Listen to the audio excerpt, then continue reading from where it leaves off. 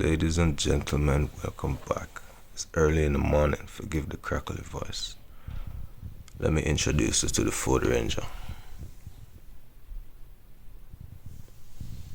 So, we've had this Ford Ranger in the family for a good few years now, running 12 volts, and I've been doing some work recently.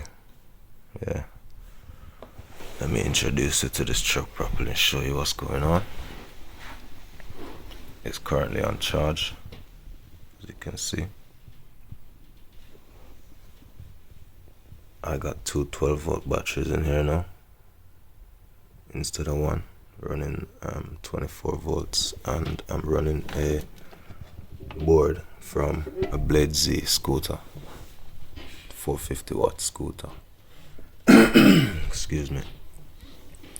And this is now the gas pedal right here,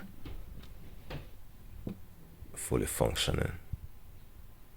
Alright, I must admit that I didn't wire the truck to go into reverse. I was gonna wire it through the switch, but that would mean pulling the whole dashboard. I didn't want to do that, so I just did it quick way, so she can go forward and she can control the speed.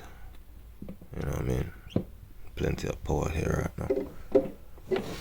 I had to keep this motor in here because it's got a switch inside, some kind of, don't exactly know how it functions, but this board won't work without that motor plugged into it. So I just plugged it in, kept it there, keep everything together. I'm still running this board here, it's currently plugged out, but I can plug this in. And if I do plug this in, we can still run the old main switch that will give us the lights, and we can still use the radio USB memory thing. This is now the switch to drive on and off.